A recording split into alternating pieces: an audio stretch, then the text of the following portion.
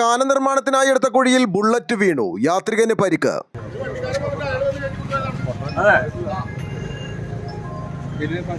ഇപ്പൊ ഫയർഫോഴ്സിനെ വിളിച്ചിട്ടുണ്ട് സാറേ. ഫയർഫോഴ്സിനെ വിളിച്ചിട്ടുണ്ട് ആ വണ്ടി എടുക്കാനായിട്ട്. ഇതുണ്ടോ?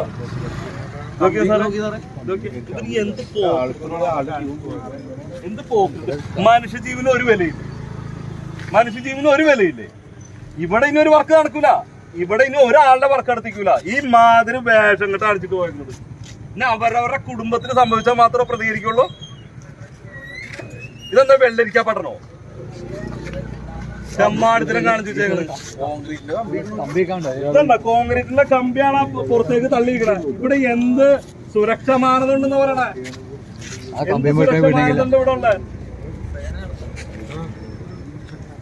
ഈ വേഷം കെട്ട് ഇവിടെ സമ്മതിക്കൂല.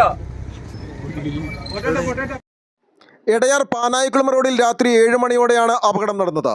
പാനായിക്കുളം ഭാഗത്തേക്ക് പോവുകയായിരുന്ന ഇരുചക്ര വാഹന യാത്രികനായ പാനായിക്കുളം സ്വദേശി ദേവ PS ആണ് അപകടത്തിൽപ്പെട്ടത്. ബിനാനി സിങ്ക് ജംഗ്ഷന് സമീപം റോഡിന് കുറുകെ കുഴിച്ച കുഴിയിലാണ് ബുള്ളറ്റ് യാത്രികൻ വീണത്. PWD ആണോ ഇതിന്റെ അതോറിറ്റി?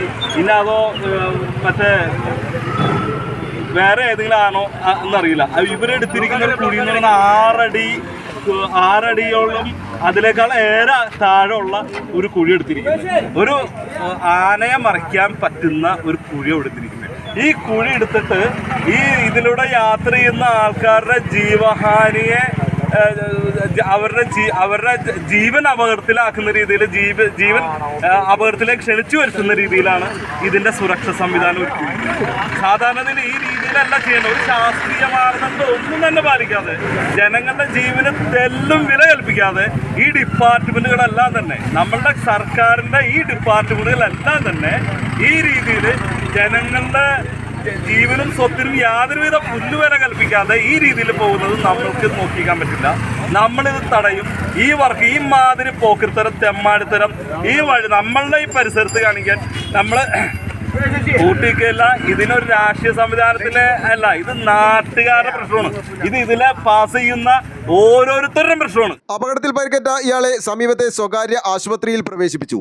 നിർമ്മാണം നടക്കുന്ന സ്ഥലത്ത് റിഫ്ലക്ടറോ വെളിച്ചമോ ഉണ്ടായിരുന്നില്ല. ഇതാണ് അപകടത്തിന് കാരണമെന്നും നാട്ടുകാർ പറഞ്ഞു. ഫയർഫോഴ്സ് സ്ഥലത്തെത്തി വാഹനം ഉയർത്തുകയും ചെയ്തു. ആലുവ ലൈവ് ന്യൂസിനു വേണ്ടി സിദ്ദീഖ് കാരക്കാടിനൊപ്പം സനൂപ് കളമശ്ശേരി.